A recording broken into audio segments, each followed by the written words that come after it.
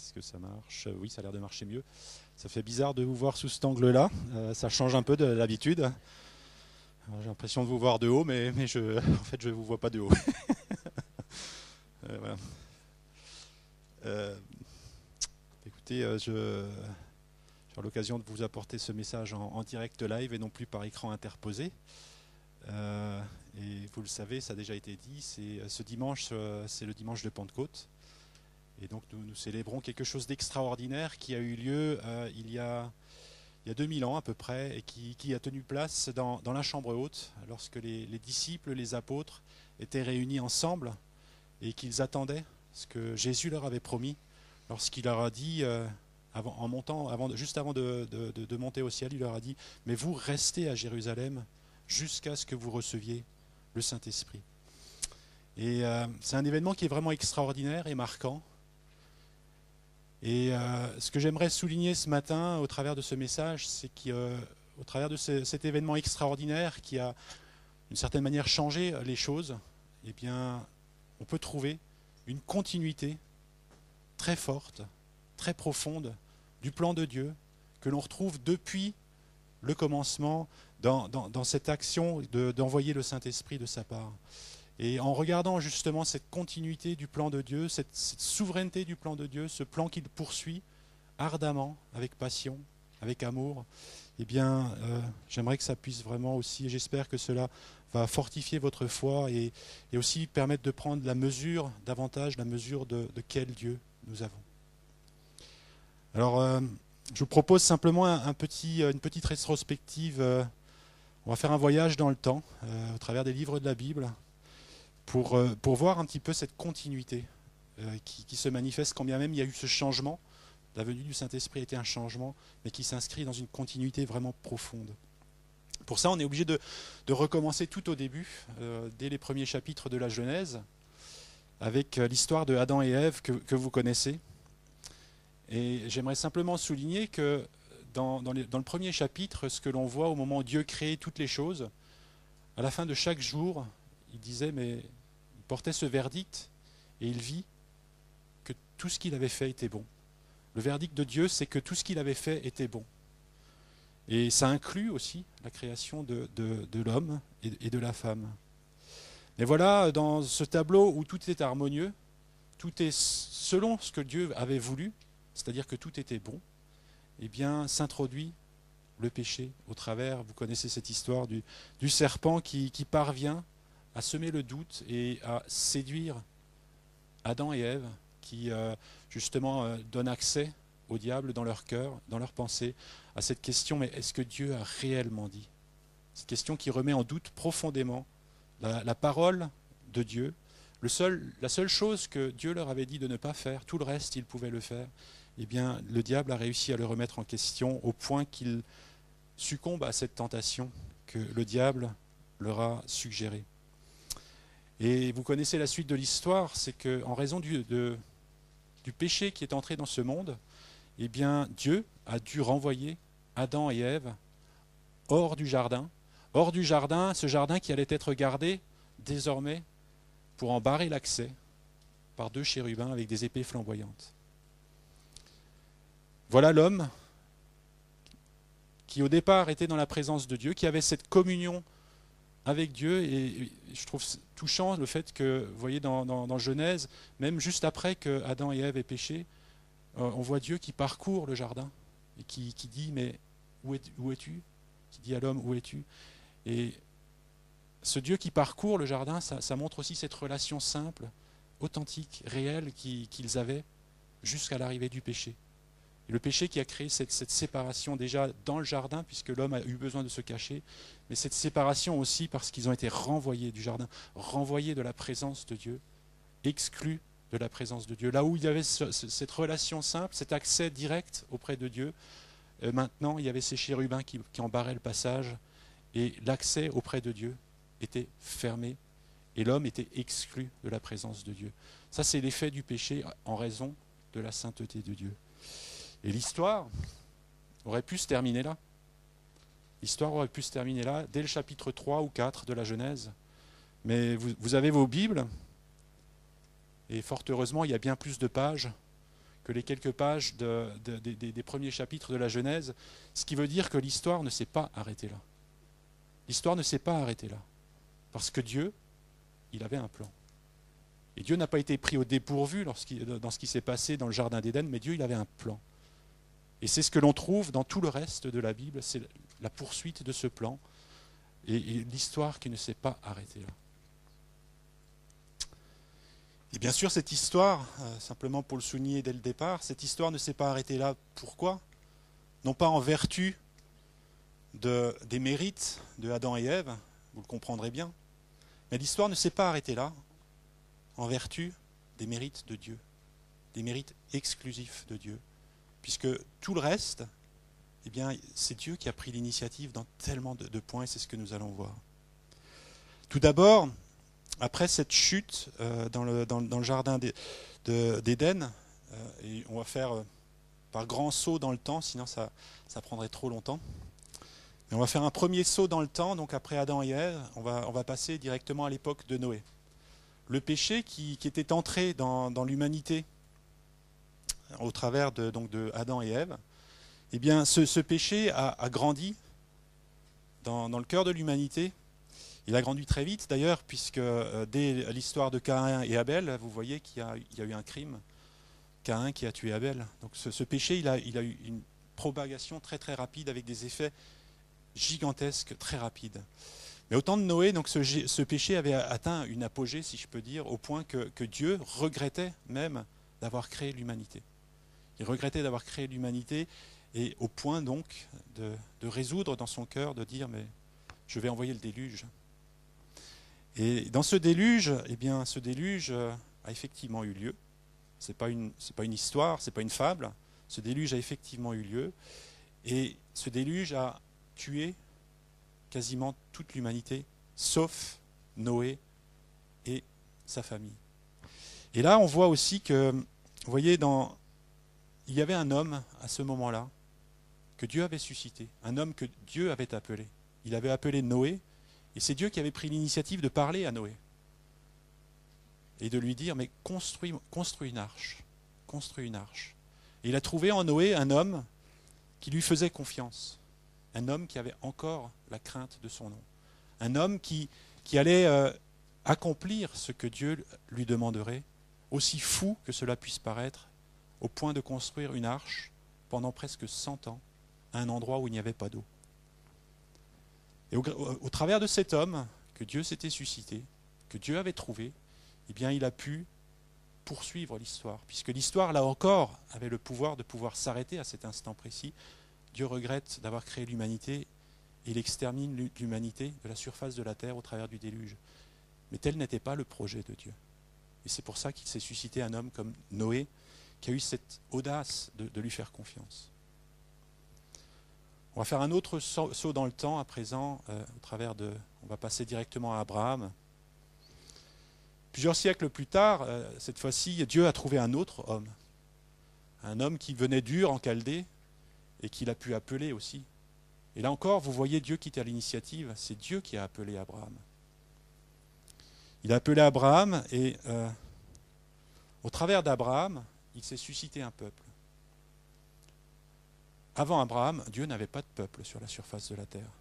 Il avait des hommes qui, de manière, sporadique ou parsemée, le suivaient, mais là, il allait y avoir un changement majeur dans ce que Dieu accomplissait. Dans la mesure où, vous voyez, après avoir exclu l'homme du jardin d'Éden, maintenant, et après l'avoir sauvé au travers de Noé, sauvé l'humanité, maintenant, il était en train, au travers d'Abraham, de se susciter un peuple. Et vous voyez une dynamique de Dieu qui est à l'initiative pour avancer et pour poursuivre un projet extraordinaire, un projet merveilleux que nous allons poursuivre de découvrir. Et vous connaissez cette promesse que Dieu a faite à Abraham au moment même où il l'a appelé, dans Genèse 12, les premiers versets, où il a dit « Je ferai de toi une grande nation, je te bénirai, je rendrai ton nom grand, deviens donc une source de bénédiction. » Dieu, il a cherché un homme qui puisse être une source de bénédiction. « Je bénirai ceux qui te béniront et je maudirai celui qui te maudira. Toutes les familles de la terre seront bénies en toi. Et voyez ici une esquisse de ce projet de Dieu. Toutes les familles de la terre seront bénies en toi. Tu seras une source de bénédiction. Dieu cherche un point de contact, si vous voulez, pour pouvoir se rapprocher de l'humanité. Et dans cet appel d'Abraham, il y a en filigrane tout ce plan que Dieu allait dérouler au travers des siècles qui allaient suivre. Non pas seulement pour Abraham, mais pour le peuple d'Israël et pour l'ensemble de l'humanité. Toutes les familles de la terre sont déjà là. Et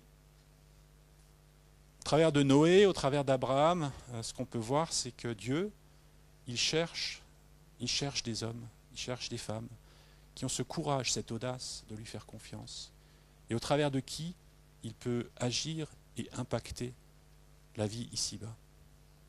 Dans Ézéchiel 22, verset 30, c'est Dieu qui parle et qui dit « Je cherche parmi eux un homme qui élève un mur et qui se tienne sur la brèche devant moi en faveur du pays, afin que je ne le détruise pas. »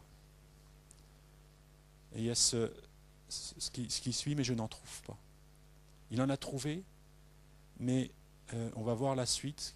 Ni Noé, ni Abraham, ils étaient remarquables, mais ce n'était pas suffisant pour que Dieu puisse aller jusqu'au bout du projet qu'il avait. C'était des éléments qui ont permis d'avancer le plan de Dieu, mais Dieu, il avait bien plus en projet que simplement de se susciter un peuple, que simplement de préserver l'humanité sur la surface de la terre et de faire ce serment, je n'enverrai plus de déluge. Vous voyez, Dieu il voulait aller beaucoup plus loin. Et ça a nécessité des hommes qui ont ce courage de le suivre, de le croire sur parole. Non pas une confiance superficielle, mais une confiance totale, au point de faire des choses qui auraient pu sembler absurdes à leurs propres yeux. Voyez Noé, voyez Abraham qui a quitté la terre de ses aïeux, qui a quitté sa famille, qui a quitté sa patrie, pour se mettre en route vers un pays dont il ignorait la destination. Mais il a obéi. Et il y a cet aspect extraordinaire, je trouve, de la souveraineté de Dieu. Déjà, c'est ce qu'on voit au travers de ces hommes. Cette souveraineté de Dieu qui, au final, ce sont toujours les projets de Dieu qui s'accomplissent. En son temps à lui. Ce sont toujours sa volonté parfaite qui s'accomplit dans son temps à lui. Mais en même temps qu'on dit ça, Dieu n'exclut pas l'homme de l'accomplissement de ses projets. Et l'accomplissement de ses projets passe toujours par un homme, par des hommes qui ont ce courage de lui faire confiance. Il y a donc cette souveraineté de Dieu qui appelle et qui a suscité Noé, Abraham et tant d'autres à des moments précis, à des moments clés. Et ces moments clés ont permis à Dieu de poursuivre et d'avancer dans l'accomplissement de son plan merveilleux. Et donc on a vu qu'à présent, au travers d'Abraham, Dieu se suscite un peuple. On va encore faire un saut dans l'histoire. Cette fois-ci, on va arriver au temps de Moïse. Et là encore, on voit Dieu qui appelle et qui est à l'initiative, puisque c'est Dieu qui appelle Moïse dans le buisson ardent. Et voyez encore ce Dieu qui est à l'initiative, qui n'a de cesse de chercher un homme, au travers de qui il peut faire avancer son plan merveilleux. Et dans cet appel de Moïse, j'aimerais souligner un aspect qui me semble vraiment important et qu'il nous faut comprendre, c'est Dieu, il a fait tout le nécessaire, il a fait des choses extraordinaires pour attirer Moïse. Ce buisson ardent, c'est-à-dire qui était en feu, mais sans se consumer. Et c'est comme quelque chose comme Moïse, regarde, viens. Moïse l'a vu, il était à distance. Et vous connaissez ce passage qui se trouve dans Exode 3, les versets 1 à 5, je vais simplement vous le lire.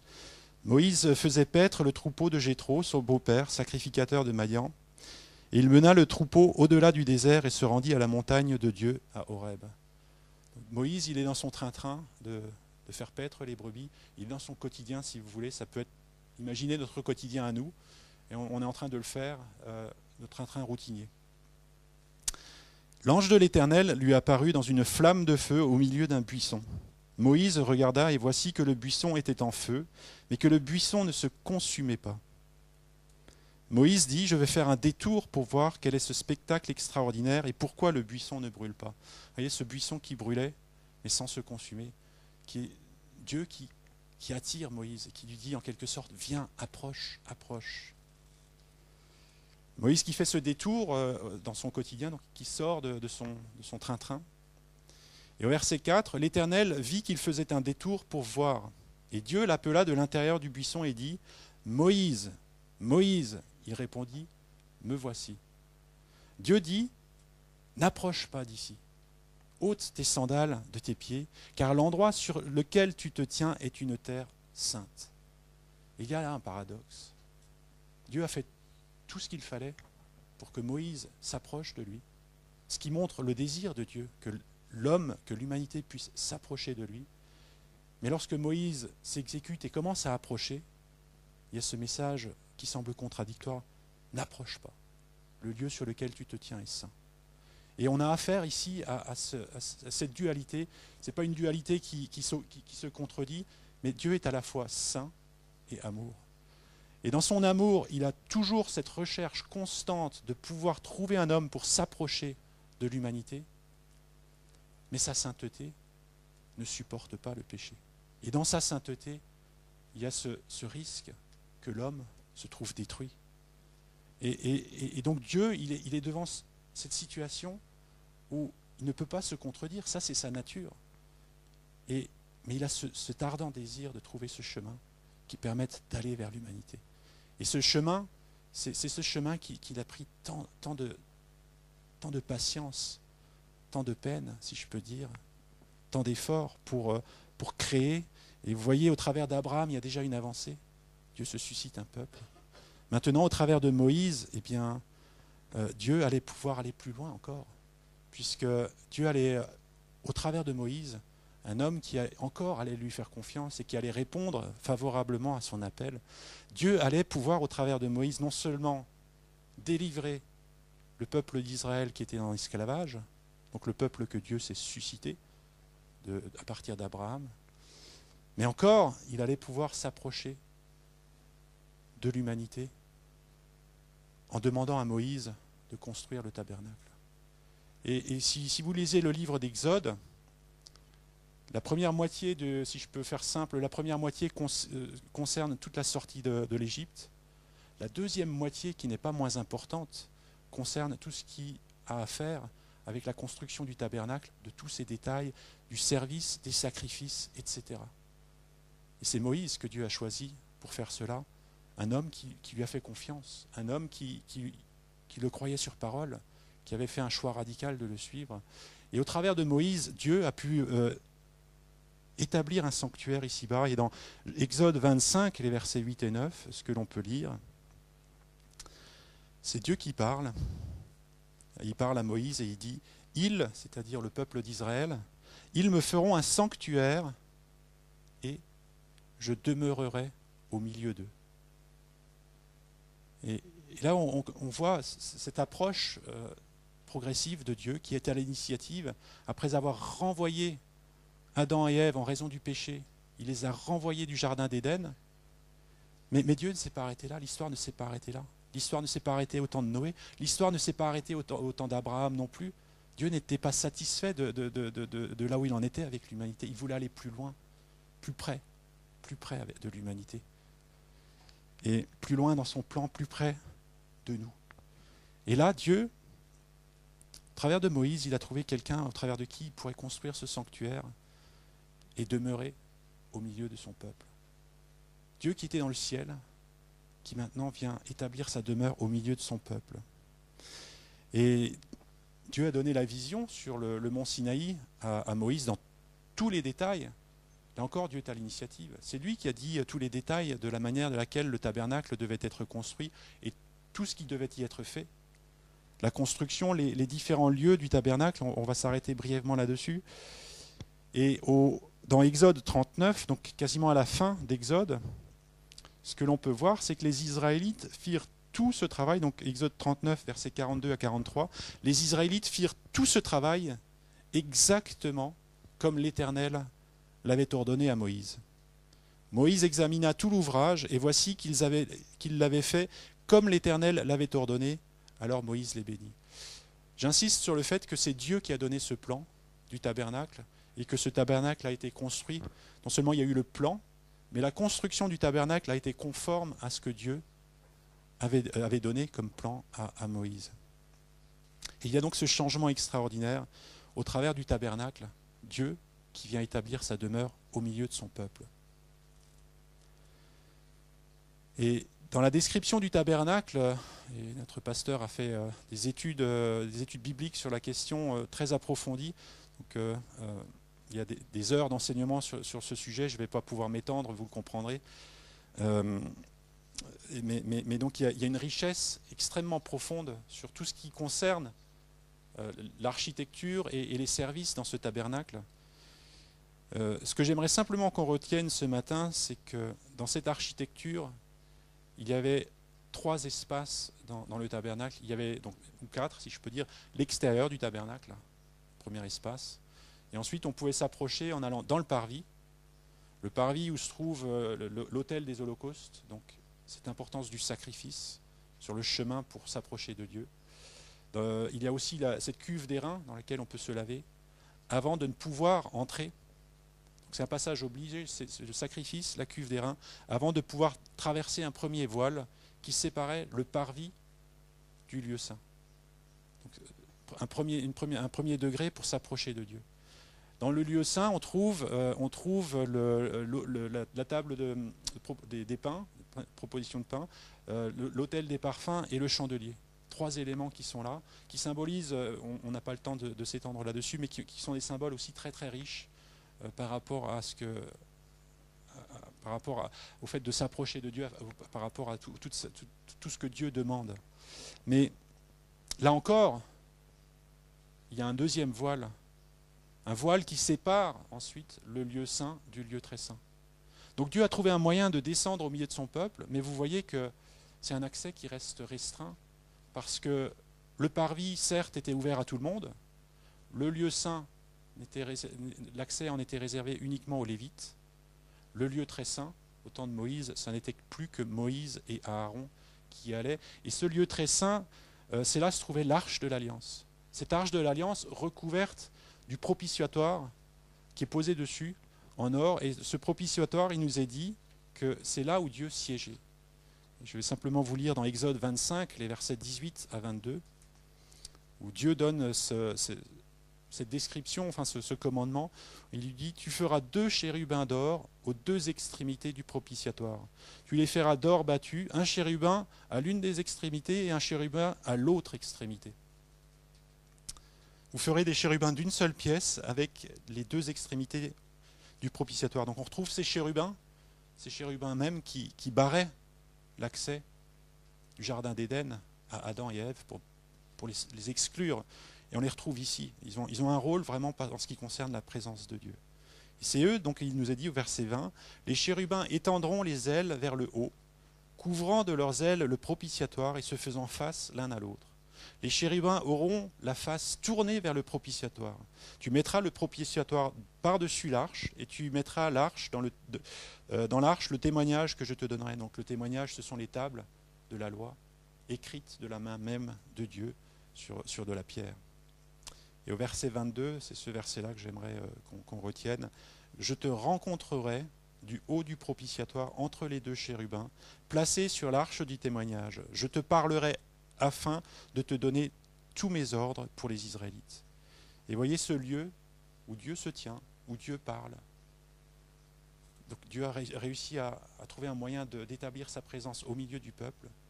Mais là, ce ne sont que Moïse et Aaron qui peuvent entrer dans ce lieu pour que Dieu leur parle.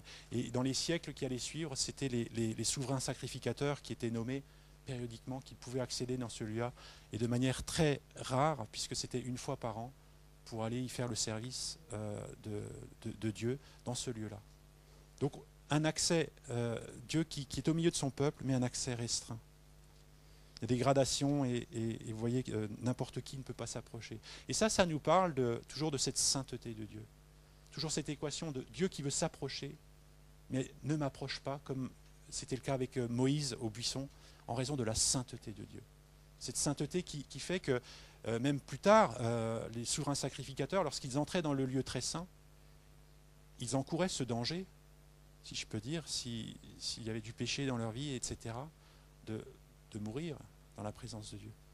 Et Dieu, dans son amour, ne veut pas qu'on meure dans sa présence, mais il veut qu'on puisse néanmoins accéder à sa présence. Et au travers du tabernacle, il a trouvé ce moyen, ce premier moyen de s'approcher de Dieu, de s'approcher de nous en venant établir sa demeure au milieu de son peuple, ce qui est extrêmement remarquable si on tient compte de sa sainteté, qui a requis ce déluge, si vous voulez, contre l'humanité. Et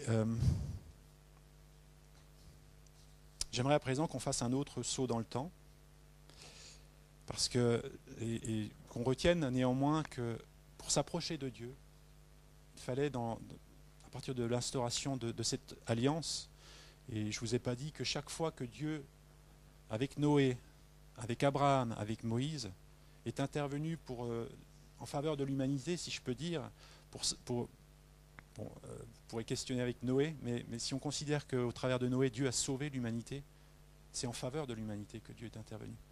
Et à chaque fois, Dieu est intervenu avec une alliance également. Dans Noé, c'était cette alliance, je n'enverrai plus de déluge. Au temps d'Abraham, c'est, je conclus cette alliance avec toi et je susciterai une bénédiction. Tu seras une bénédiction pour toutes les familles de la terre, pour les nations. Au temps de Moïse, cette alliance, l'alliance de Moïse qui a été établie. Et à chaque fois, il y a eu du sang versé aussi. Le sacrifice est là, déjà présent partout. Mais le problème c'est que Dieu, il aurait pu se dire, enfin, c'est pas un problème, mais Dieu, il aurait pu se dire, mais c'est bien, j'ai réussi à trouver un accès auprès de l'humanité, j'ai ma demeure au milieu d'eux. Et physiquement, sa demeure était effectivement au milieu du peuple d'Israël, puisque le tabernacle qui est rectangulaire, si on le regarde de vue du dessus, il y avait 3 tribus sur chacun des points cardinaux qui se répartissaient, qui campaient autour du tabernacle. Donc le tabernacle était vraiment au cœur du peuple, physiquement, si je peux dire, mais avec cet accès restreint, comme je vous l'ai dit, et même, c'était pas n'importe quelle tribu qui campait autour, juste autour, en relation directe avec le tabernacle, ce n'était que les Lévites. Là encore, c'est pour protéger le peuple, en raison de la sainteté de Dieu. Et donc, l'importance du sacrifice pour pouvoir s'approcher de lui. Et Dieu qui aurait pu dire, mais je m'arrête là, l'histoire aurait pu s'arrêter là. Et on se serait arrêté à la fin d'Exode. Dieu n'était pas satisfait. Dans son amour pour l'humanité, il voulait aller encore plus loin dans l'accomplissement de ses projets, ou encore plus près de nos cœurs, si vous voulez, plus près de nous. C'était une première étape. Et ce soupir de Dieu que l'on perçoit dans Ézéchiel 22-30, que je vous ai déjà lu, je cherche parmi eux un homme qui élève un mur, qui se tienne à la brèche devant moi, en faveur du pays, afin que je ne le détruise pas, mais je n'en trouve point. Ce soupir de Dieu qui est resté, même malgré les qualités incomparables peut-être de Moïse, d'Abraham, etc., de ces hommes exemplaires, mais leur vie était affectée par le péché, malgré tout. Et ce soupir de Dieu trouve sa réponse dans le psaume 40. David avait perçu prophétiquement cet échange entre Dieu et dans le conseil céleste. Mais je cherche un homme. Je veux aller plus loin, je veux aller plus près de l'humanité. Mais je n'en trouve pas. Et là, Jésus qui se lève. Et le psalmiste a perçu cela prophétiquement. David était très sensible et il avait vu des choses bien à l'avance. La crucifixion, la grâce, toutes ces choses, il les avait vues bien à l'avance. Il était en dehors de son temps, si je peux dire. Mais dans Hébreux 10, versets 3 à 10, l'auteur de ce livre-là reprend le psaume 40 en partie et il le clarifie en disant « Mais par ces sacrifices, on rappelle chaque année le souvenir des péchés. » Donc les sacrifices, ce sont ceux instaurés au temps de Moïse par Dieu, voulus par Dieu d'ailleurs, dans l'architecture, dans le service du tabernacle, pour pouvoir s'approcher de Dieu, pour que Dieu puisse résider au milieu de son peuple. Il y avait besoin de ces sacrifices. Ces sacrifices, on rappelle chaque année le souvenir des péchés. Mais il est impossible que le sang des taureaux et des boucs ôte le péché.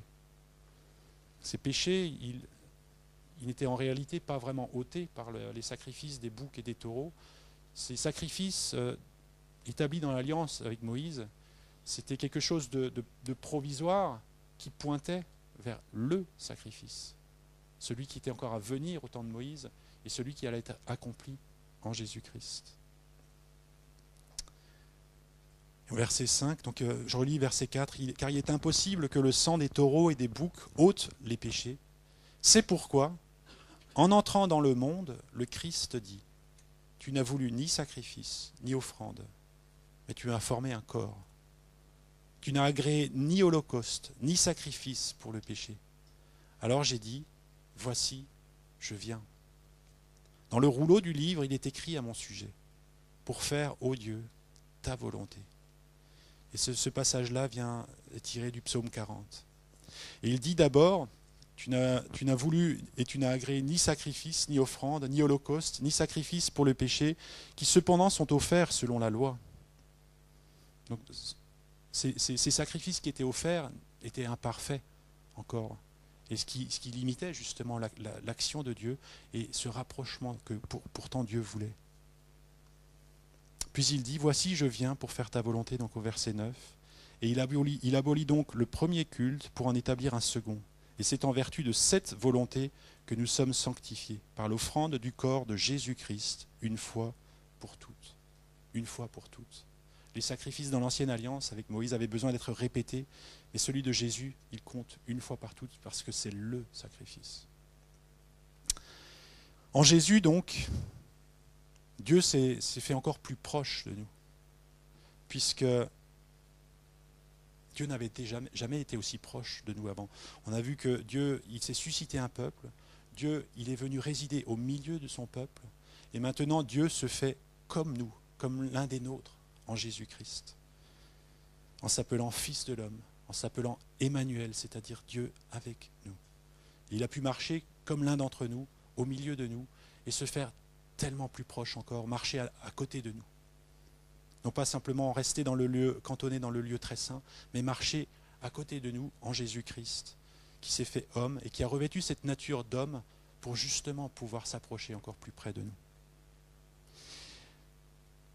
Et quelle grâce, j'ai envie de dire, de regarder à ce projet que Dieu a patiemment tissé au travers des siècles pour toujours dans cette logique de s'approcher plus près. Chaque étape du rapprochement de Dieu de son peuple a été marquée par un sacrifice. Et tous les sacrifices avant Jésus avaient été imparfaits, si je peux dire. Celui de Jésus était parfait. Tous les sacrifices qui étaient imparfaits avant ont néanmoins permis à Dieu de s'approcher de nous. À combien plus forte raison, celui de Jésus, qui est parfait, a permis à Dieu d'avancer, mais de manière gigantesque dans son projet de pouvoir s'approcher de nous. Et en Jésus, eh bien Dieu il poursuit cet objectif de trouver ce chemin d'amour qui lui permet de se rapprocher encore plus de nous et qui permet aussi de traiter de l'horreur du péché vis-à-vis de sa sainteté. Cette sainteté devant laquelle le péché serait détruit. Et donc nous serions détruits. Et là encore, on pourrait dire, mais l'histoire aurait pu s'arrêter là, puisque Dieu a réussi encore à s'approcher davantage. Mais ce n'était pas assez. Et Jésus a prononcé ces paroles, tout est accompli.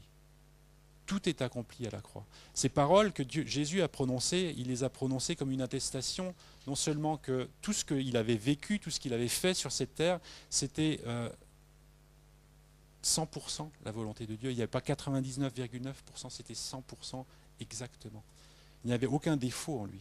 Et c'est ce qui l'a rendu unique sur cette terre par rapport à n'importe quel homme, c'est qu'il a fait toujours la volonté de Dieu. Il y a ce tout accompli qui fait que ce sacrifice de Jésus-Christ est parfait. Il est parfait. Et comme il est parfait, donc Jésus il traite de manière parfaite aussi l'expiation, le pardon de nos péchés, ce qui justement nous empêchait d'accéder à la présence de Dieu. Mais ce tout accompli, il ouvrait également une ère nouvelle. Parce que dans ce tout accompli, il y a aussi, tout est accompli pour qu'on puisse aller encore plus près. Et ce encore plus près, eh bien, c'est au travers de la venue du Saint-Esprit. Le Saint-Esprit n'aurait pas pu venir sur cette terre si le sacrifice parfait de Jésus n'avait été donné. Et Dieu, vous voyez, il continue son projet de s'approcher encore plus de nous, et cette fois-ci en envoyant le Saint-Esprit. Et c'est ce que nous célébrons aujourd'hui, en ce jour de Pentecôte, c'est la venue du Saint-Esprit, où Dieu est venu d'abord au milieu de son peuple. Dieu s'est ensuite, d'abord il s'est suscité un peuple, Dieu est venu ensuite au milieu de son peuple, Dieu s'est fait comme l'un de nous pour pouvoir s'approcher plus près, en traitant ensuite le péché au travers de Jésus-Christ par ce sacrifice parfait à la croix. Dieu poursuit, et dans le tout accompli de Jésus, il y a aussi ce tout accompli. Oui Père, tout est accompli pour qu'on puisse aller plus près encore d'eux. Ce tout accompli, oui, tout est accompli pour qu'on puisse envoyer maintenant le Saint-Esprit. Et Jésus a dit, mais il est avantageux pour vous que je m'en aille afin que je puisse vous envoyer le Saint-Esprit. Et cette venue du Saint-Esprit, lorsque Jean-Baptiste a regardé à Jésus, lorsqu'il l'a vu venir au Jourdain pour se faire baptiser, eh bien Jean-Baptiste, ce qu'il a vu en Jésus, ça nous est dit dans Luc 3,16, mais ailleurs également dans les évangiles, dans la bouche de Jean-Baptiste, ce qui caractérisait Jésus, c'est, écoutez bien, il leur dit à tous, donc c'est Jean-Baptiste qui parle, « Moi je vous baptise d'eau, mais il vient, celui qui est plus puissant que moi, je ne suis pas digne de délier la courroie de ses souliers. Lui, il vous baptisera de Saint-Esprit et de feu. » Et finalement, ce que Jean-Baptiste a vu, c'est cette mission de Jésus qui allait baptiser de Saint-Esprit et de feu. Et dans le tout accompli de Jésus-Christ à la croix, il y a ce tout accompli. Oui, maintenant, je vais pouvoir les baptiser de Saint-Esprit et de feu. Avant, ce n'était pas possible. Avant, ce n'était pas possible. Mais maintenant, c'est possible. Et donc là, cette proximité encore plus grande de Dieu, qui non seulement est à côté de nous, en Jésus, mais Jésus qui est remonté au ciel et qui nous envoie le Saint-Esprit pour que Dieu puisse habiter en nous cette fois-ci. En nous, dans nos cœurs, dans notre être le plus profond. Et à l'image un petit peu du lieu très saint dans le tabernacle, là où on pouvait rencontrer Dieu, et bien Dieu il a déplacé ce lieu très saint d'un endroit dont l'accès était restreint à simplement certains, et il a ouvert cet accès en venant s'établir dans nos cœurs par le moyen du Saint-Esprit et résider dans nos vies, au plus profond de nous-mêmes. Voyez ce mouvement au travers de toute l'histoire de Dieu, qui n'a de cesse de vouloir se rapprocher de nous, qui n'a de cesse de vouloir vivre plus près de nous, qui n'a de cesse de vouloir vivre cette relation qu'il avait désirée lorsqu'il a créé l'humanité. Dieu qui est souverain, qui appelle et qui a besoin qu'on lui réponde.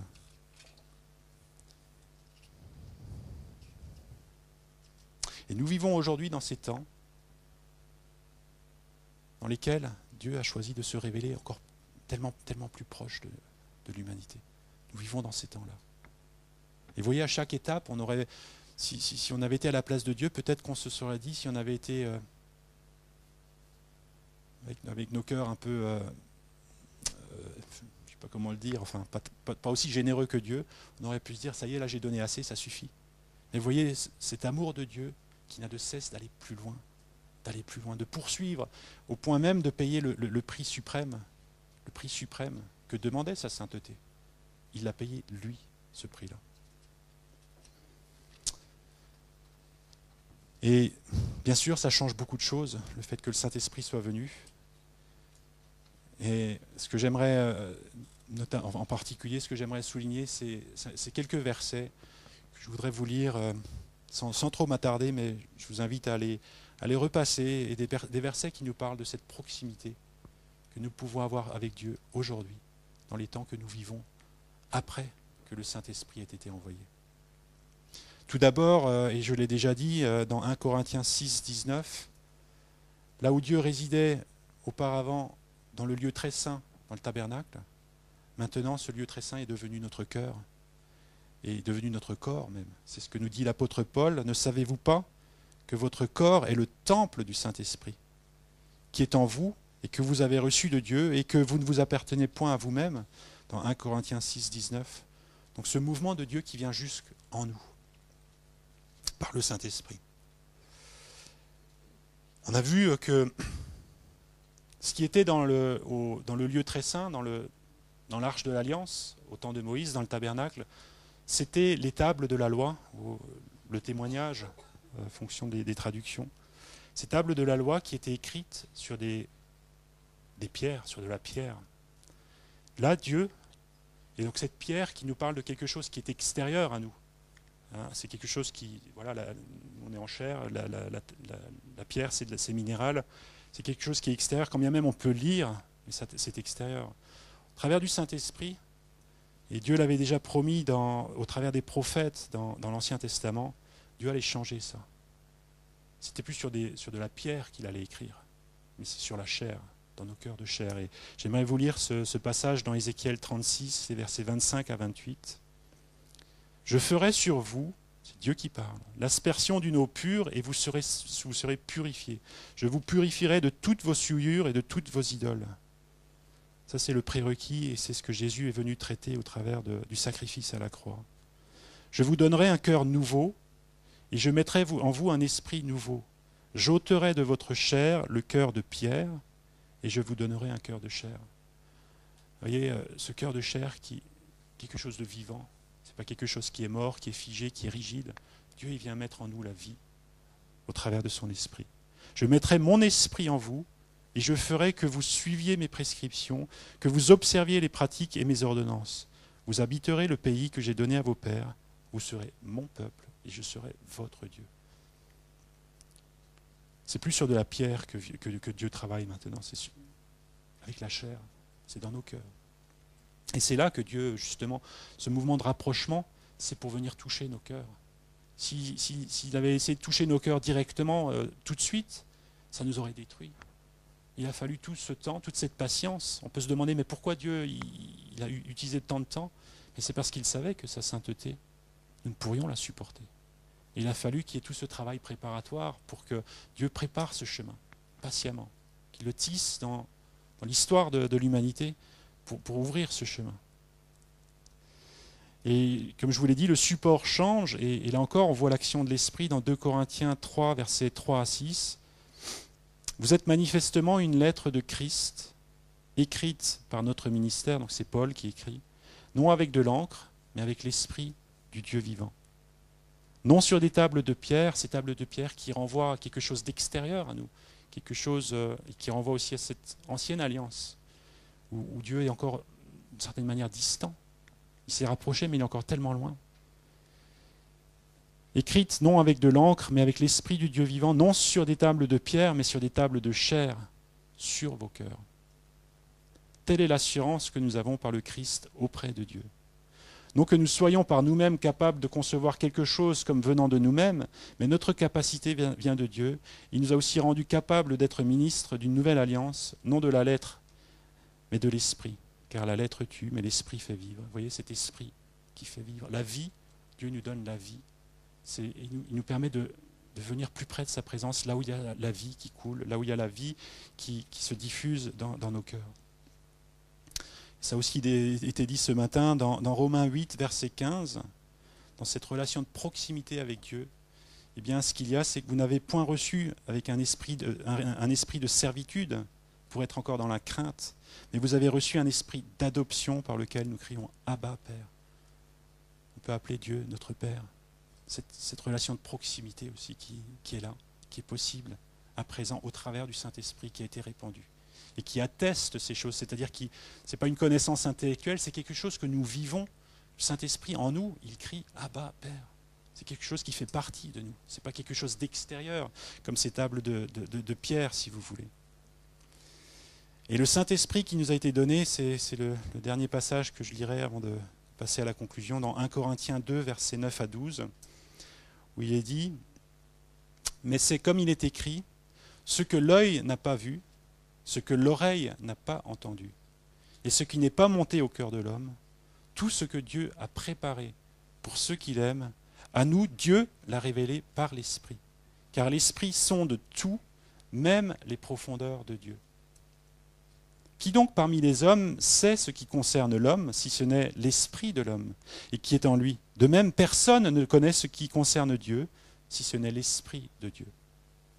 Or, nous n'avons pas reçu l'esprit du monde, mais l'esprit qui vient de Dieu, afin de savoir ce que Dieu nous a donné par grâce. Et l'esprit de Dieu nous permet de cette proximité de Dieu, parce que l'esprit de Dieu sonde les profondeurs du cœur de Dieu et veut nous les révéler, pour que nous puissions connaître ce que Dieu nous a donné par grâce. Dieu nous a donné tant. Il a fait un chemin. On ne pourrait pas imaginer ce chemin qu'il a fait. Et c'est d'ailleurs pas monté au cœur de l'homme, toutes ces choses, mais Dieu, il a fait ces choses pour venir se rapprocher de nous, pour venir au plus près de nous, et il a envoyé son esprit pour que nous puissions le connaître davantage. Donc en conclusion, j'aimerais souligner ce mouvement dans lequel Dieu n'a pas eu de cesse de vouloir s'approcher de nous, jusqu'à venir résider dans nos cœurs. Là où nous étions au départ bannis, exclus de sa présence, cet accès nous était interdit, nous était fermé, il était impossible d'y accéder. Eh bien Dieu a préparé patiemment tout ce chemin pour que nous puissions retourner dans sa présence et qu'il puisse venir résider même dans nos cœurs. Et j'ai envie de dire, par rapport au Saint-Esprit, bien, David encore avait mesuré l'importance du Saint-Esprit. Et j'ai envie de dire, c'est peut-être, avec tout ce que je vous ai dit, peut-être que ça nous éclaire davantage sur combien il est précieux ce don du Saint-Esprit que nous célébrons à la Pentecôte. Combien il est précieux de pouvoir réaliser que c'est un réel privilège de pouvoir nous approcher tellement près de Dieu. David l'avait perçu aussi dans le psaume 51, au verset 10 et 11, lorsqu'il dit « Ô Dieu, crée en moi un cœur pur, renouvelle en moi un esprit bien disposé. Ne me rejette pas loin de ta face. » Ne me rejette pas loin de ta face. Vous voyez, David, il voulait, c'est cette proximité avec Dieu. Il avait ce désir de cette proximité avec Dieu. Et il dit, ne me retire pas ton Saint-Esprit. Il avait compris que cette proximité à Dieu était possible à un degré tellement plus important au travers du Saint-Esprit. Déjà, bien avant la venue de Jésus-Christ, David l'avait perçu. Ce qui nous permet peut-être de comprendre pourquoi il avait perçu tant de choses à l'avance. Il avait cette compréhension tellement plus aiguë, bien à l'avance, de tout ce qui concerne la grâce, la venue de Jésus-Christ, etc. Mais nous avons besoin du Saint-Esprit. Qu'il y ait vraiment ce même soupir que David avait. Ne me retire pas ton Saint-Esprit. Ou donne-moi viens habiter plus profondément dans mon cœur. Viens plus près encore de moi. Que je puisse te connaître davantage. Et là encore, ce sera mon dernier mot, l'histoire pourrait s'arrêter là. On pourrait penser, voilà, Dieu est venu au plus près. Mais la suite de l'histoire reste encore à venir, puisque ce serait comme s'arrêter au moment des fiançailles, avant le mariage. Et les noces de l'agneau, nous savons qu'elles sont encore à venir. Donc il y a encore tellement plus qui est à venir dans cette proximité avec Dieu, lorsqu'il reviendra pour nous chercher. Et nous vivons dans cette perspective de ce rapprochement, vous voyez, jusqu'aux noces. Et nous sommes dans l'étape qui précède les noces, là où l'accès au plus proche est possible déjà aujourd'hui, mais il y a un accès encore plus grand qui sera possible lorsque Jésus reviendra. Et c'est ce qu'on peut découvrir dans 1 Corinthiens 13, le verset 12. Paul qui écrit « Aujourd'hui, nous voyons au moyen d'un miroir ». Paul qui écrit ça, rempli du Saint-Esprit. Donc le Saint-Esprit, vous voyez, malgré tout, il y a toujours notre humanité qui est là et qui met comme de la friture sur la ligne. Et je vous renvoie à nos réunions en Zoom, où parfois il y a de la friture, vous voyez. Et aujourd'hui, nous voyons comme au moyen d'un miroir, d'une manière confuse, mais alors, et le alors, c'est lorsque il reviendra. Mais alors, nous verrons face à face. Aujourd'hui, je connais partiellement, mais alors, je connaîtrai comme j'ai été connu. Et là, il y aura une profondeur qu'on ne peut pas imaginer aujourd'hui, mais que Dieu nous promet. Et il y a encore tellement plus qui est devant. Et nous vivons dans cette perspective-là, en regardant derrière nous de tout ce que Dieu a déjà fait pour s'approcher de nous, et en regardant devant nous de tout ce qu'il nous réserve encore d'extraordinaire lorsqu'il reviendra. Que vraiment nous soyons encouragés et fortifiés vraiment à chercher son Saint-Esprit, à lui être reconnaissant pour le chemin qu'il a ouvert, pour que nous puissions accéder à sa sainteté au travers de Jésus-Christ qui nous a envoyé le Saint-Esprit. Que nous puissions être reconnaissants, tellement reconnaissants pour ce qu'il nous a donné, pour toutes ces grâces qu'il nous donne, pour le Saint-Esprit qu'il nous donne pour nous permettre de comprendre, de sonder, de vivre les choses, d'avoir la vie en nous. Seigneur, nous te remercions, Seigneur, pour Pentecôte, Seigneur, que nous célébrons, Seigneur, en ce jour. Merci, Seigneur, pour ce mouvement, Seigneur, que tu ne cesses, Seigneur, de poursuivre, Seigneur, tout au fil de l'histoire de l'humanité, Seigneur, où tu as cherché toujours à être plus près de nous. Toujours à être plus près de nous. Et chaque fois que tu as trouvé un homme qui te fasse confiance, Seigneur, tu as guetté cette occasion pour pouvoir aller plus loin, Seigneur. Et ce matin, Seigneur, nous désirons que tu puisses trouver en nous, Seigneur, cette audace, ce courage, Seigneur, de te faire confiance, Seigneur, pour que tu puisses nous mener encore plus près de toi, Seigneur, comme tu l'as fait, Seigneur, tout au long de l'histoire, Seigneur, et que nous puissions vivre, Seigneur, plus profondément la réalité, Seigneur, de ton Saint-Esprit dans nos cœurs, Seigneur, dans nos vies, Seigneur, ton Saint-Esprit qui sonde les profondeurs de ton cœur, Seigneur, et qui veut nous les faire connaître, Seigneur. Merci aussi pour la perspective dans laquelle nous vivons, Seigneur, qu'un jour, Seigneur, il y aura encore tellement plus, Seigneur. Merci, Seigneur.